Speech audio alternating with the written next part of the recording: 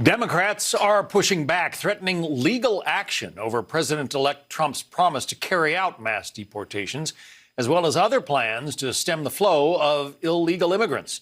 Let's bring in Jai Chabria, a managing director at MAD Strategies and a former advisor to Vice President-elect J.D. Vance. You probably heard in that report from C.B. Cotton, people like Michelle Wu, the mayor of Boston, are saying that they are going to fight back against President Trump's plans to conduct mass deportations. What do you think of that, and will they be successful in blocking the White House, Jay? Well, John, you actually said something right before that last report that really struck a nerve. The American people voted for this, for Donald Trump to take really serious action against illegal immigration, fixing the border. And if they don't get it, they're going to be pretty upset. So look, these blue state governors, these blue state AGs, these blue state mayors, blue city mayors, they're going to put up roadblocks. And what's going to happen when they do that is it's going to provide a foil to Donald Trump. So whenever they try to put up one of these roadblocks, because it benefits them politically, it really benefits Donald Trump, because these folks are really out of step with what Americans want. And Americans are tired of the open border, and they want a president to actually fix something, to actually do something. And I really do think that Donald Trump is going to do that. Look, in 2016, the Trump White House, they came in there. They sometimes knew what they were doing. Sometimes they didn't. They kind of fumbled a little bit. Here, they've had a lot of time to think about what they're going to do. They've got people that are very thoughtful, people that are legal scholars that understand how to actually get this done.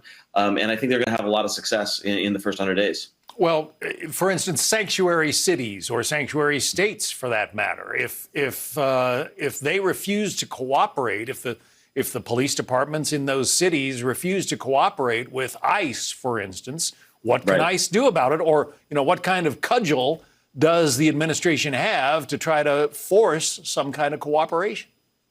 Well, there's a couple of different things, right? One, there's political too. And look, even in these blue states and blue sanctuary cities, people are getting tired of it. And then they've been told, and Democrats have been constantly telling people that this is not, it's not kind, it's not sensitive. But look, even in the campaign, if you go back and look at it, we were told in Springfield, Ohio, where there was this big dogs and cats eating story, Republicans actually did better in Clark County, which is where Springfield is, than 2020.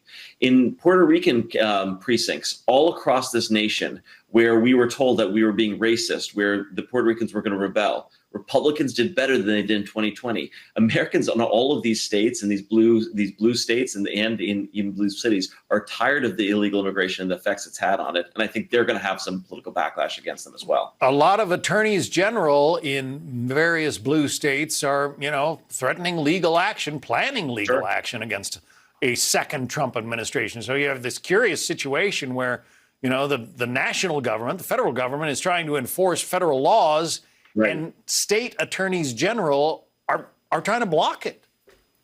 Well, and they're using all kinds of rhetoric right now, too, like that they're going to go too far. They're going to try to take out legal citizens. I mean, you see this kind of rhetoric from these blue state AGs, and that's certainly not anything that I've read that Donald Trump wants to do. He wants to stop illegal immigrants, start sending back, deporting people that are here illegally, people here that we're here that through means like the CPB-1 app, which I'm sure you know about, John, where it's this mobile application which has been abused with asylum and letting people come in, and we don't even know who these folks are. And look, Americans, what they want is they want people to come in legally. They want people to assimilate, to actually love American culture, not just set up their own shops of their many countries where they came from.